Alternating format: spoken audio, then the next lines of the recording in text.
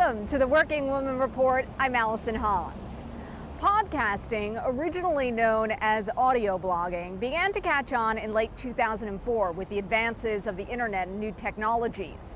What started as a small platform for those with the ambition to create their own radio show has quietly grown into a full-blown industry, with the most popular podcasts racking up millions of regular listeners. Just in the past year, about 98 million Americans reported having listened to a podcast at some point in their lives. Of those, 53 million had listened to a podcast in the last month. The most avid users listen to an average of 5 podcasts a week, mostly while going on about their daily activities such as driving, exercising, or commuting. The beauty of the podcast industry is that anyone can start their own podcast and broadcast their message to the world. To tell us more about podcasting and the incredible potential for growth in this industry, we are joined by Jess Lively. Jess started her blog back in 2009 and has successfully built a regular following with her podcast scoring more than 5 million downloads. Previously referred to as the #1 podcast that all female entrepreneurs should listen to, her show aims to uplift, inspire, and help people add a little extra intention to their lives. Well, Jess, thank you so much for joining us today. Thank you for having me. You're traveling all over the place, so it's hard to pin you down. Where in the world is Jess Lively? It's pretty much kind of the question of the day. That's really what it's really become. Yes. Your podcast and people following you all over. Tell me about your podcasting career and how it came to be. Okay, so the podcasting and how it came to be was I started a blog in 2009 in order to help people live their lives in a way that would be more fulfilling and meaningful, because I wanted to find a way to live my own life in a more meaningful, fulfilling way. I did it for 5 years, and then I had always wanted to have a show, kind of along the lines of what you're doing, but in 2014 I got the idea of, instead of going straight to video, let's just try audio first, let's try a podcast. And so I started that and executed on the vision that I wanted to have with it, with what I thought would be a TV show originally. And then it did so well that I kept going, and that's what I've been doing ever since. For those out there who don't know what podcasting is, how can you simply explain it? And how do you do it? Well, as I've been traveling, if I'm talking to an Uber driver, I'll be like, I'm on your phone. That's the easiest way, because they don't, especially in Europe, know as much about what podcasting is, especially there. It's newer, it's more known in the US. So it's like a radio show. It's on your phone on demand at all times, and you can access it if you have an iPhone through iTunes, or if you have an Android, you can find it through a platform like Stitcher. It's just a place where you can download podcasts for free. And so you said that you record 6 podcasts a month. Yes. What are these podcasts about? How long are they? Yeah, so they're between 20 minutes and an hour, depending on the subject. On Tuesdays, they're typically a little shorter, and they're solo shows, just with me speaking directly to my listeners. And then Thursday shows are usually interviews, but not always. It kind of varies over the seasons. I've done different ththings depending on what flows. So give us an example of a show, what you would be talking about for 20 minutes. Oh, well, the hour-long shows, I'll say, because that was probably the ones that most people would be excited to listen to first, would be the interviews with guests. So we've had guests like Elizabeth Gilbert from Eat, Pray, Love and Big Magic. We've had authors like Brene Brown from, Daring Greatly and the Power of Vulnerability and all of her work. So those subjects will talk about a wide range of things, from creativity to inspiration to flow, alignment, entrepreneurship. It covers a huge array of stuff, especially over each season. Each one has had a slightly different focus, as my evolution personally in terms of what the impact I want to have on my listener has shifted. So right now I'm very into consciousness and awareness. That's probably my biggest theme of season 3 right now. So what are you trying to get across regarding consciousness and awareness? I want to help people live that more meaningful, joyful life that I was striving for back in 2007 when I was very miserable myself and was trying to do what I found out there to do in terms of the personal growth world. And I was unhappy following all of the ways that they had told me, if you have more and you do more, then you'll be happy. And it wasn't working for me. Okay, I want to jump in there. So what was set us up, what was happening in 2007? Where were you? What were you doing? Why were you miserable? I was miserable because I was in business school and in college at the time to grow my jewelry company, which I had started when I was 15. So it's kind of a separate story, but I started a company when I was 15, wanted to learn how to grow my jewelry empire in college, was in school to learn how to do so, and was miserable succeeding in all the things that people said I should succeed at in order to be happy with the business and personally. So that kind of frustration as I was there saying, all right, I did everything. I jumped through the hoops. I got all the gold stars and all the things that they said I should have in order to be happy. And here I am miserable. What is the other way? And there's this quote by Michelangelo that I read in a book that showed me there was another way. I just wasn't learning it through the places I was looking. So Michelangelo had the statue of David. Have you ever?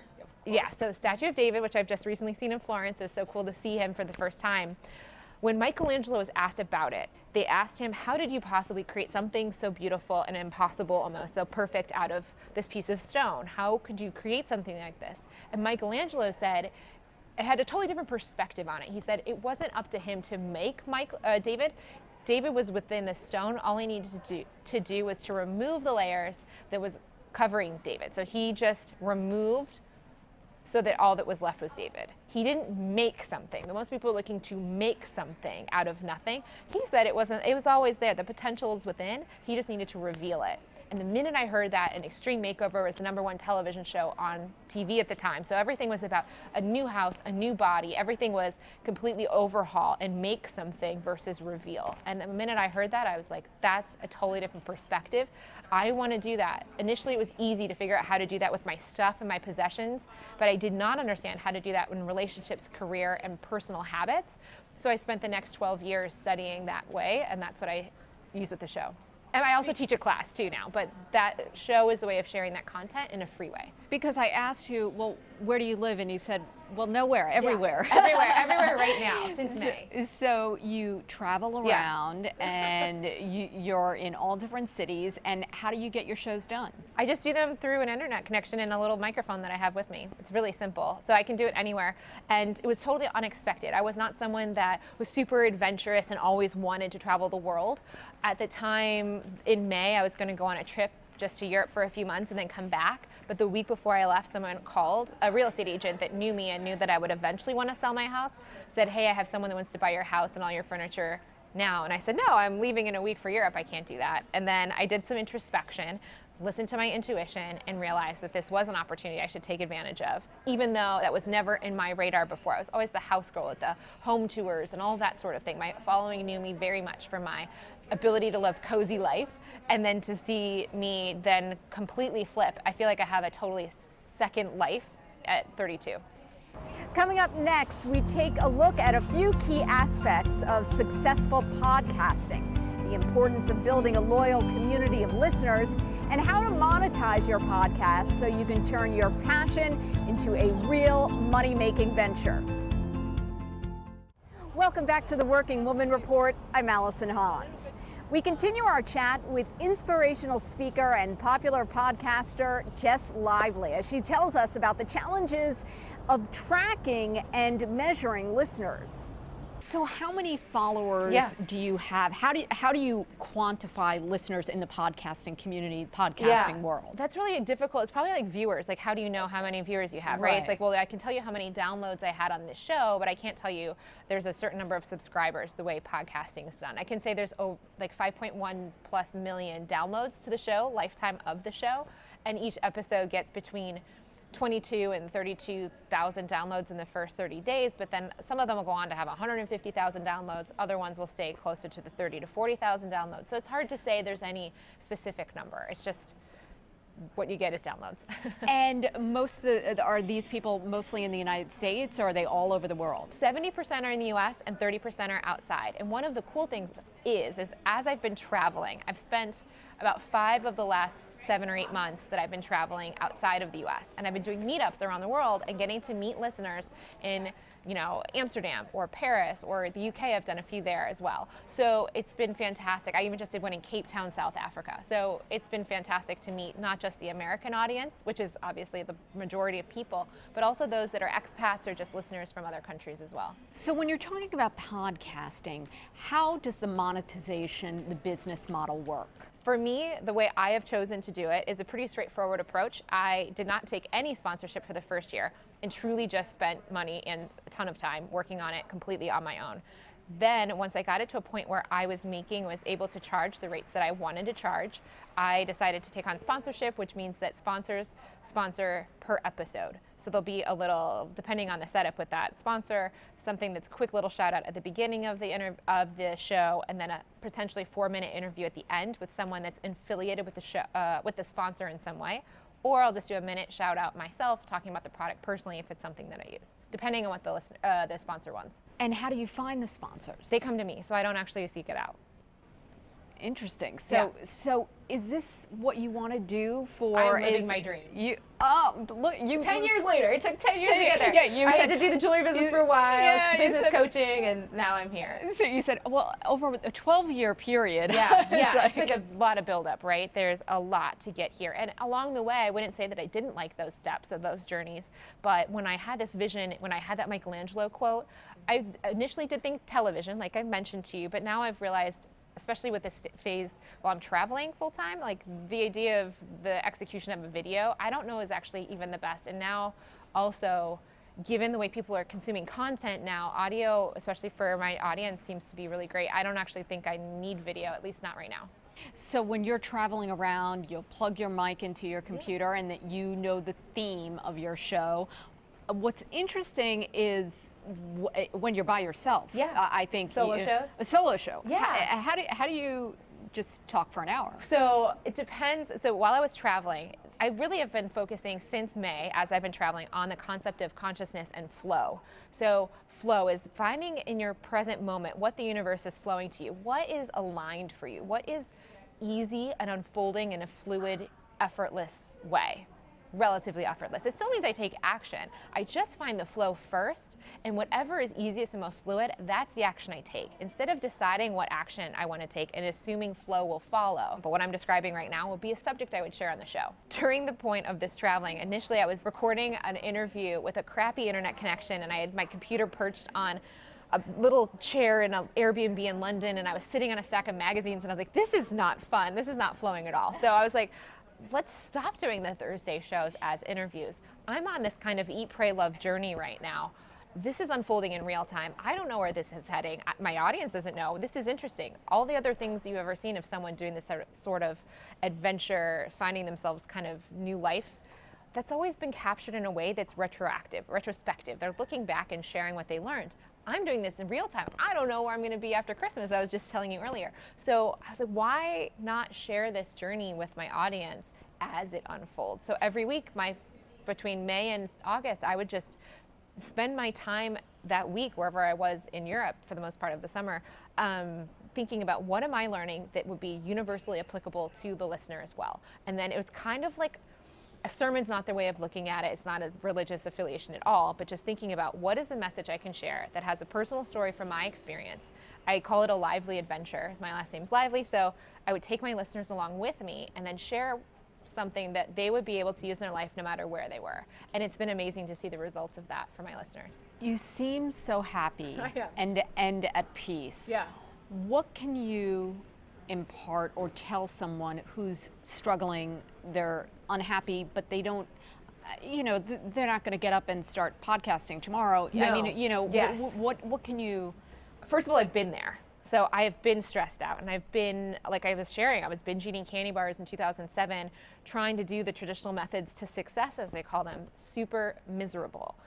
And the happiness, aliveness that you see now has been a direct correlation to listening to my intuition. So if you get into my show at all, you'll hear so many themes and references to ego and intuition. And to me, when we're living our lives run by the ego, which is all of the typical rational and typically often fear-based thought that we have in our lives, that's what creates all the stress. And as I've learned to pull apart the two voices, the intuition being the peaceful place within ourselves, in our stomachs, in our gut, if we're gut people or heart people, in our chests, if you can learn to access that wisdom and ask it for an answer, that is where your peace and next steps will come. What we're not taught in our society, and this is what I've learned after 12 years of this, Michelangelo wasn't asking or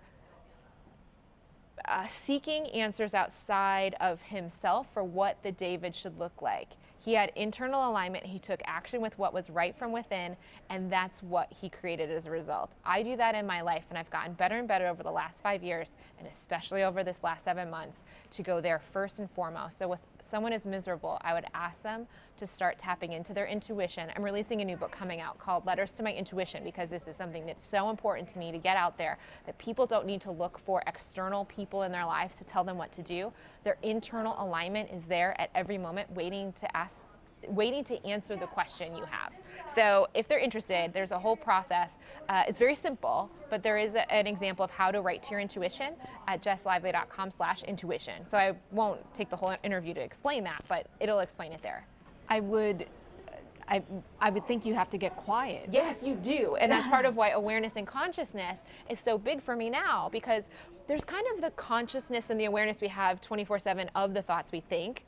But if you can learn to observe that part of you that you're so used to attaching to, you can't tell that it's not you. If you can start to pull apart your attention from this voice, then you can start to redirect your attention to the other voice, the intuition. And I know this sounds crazy to most people at this point in our society, because our society is so run by this that we aren't even taught to seek anything else.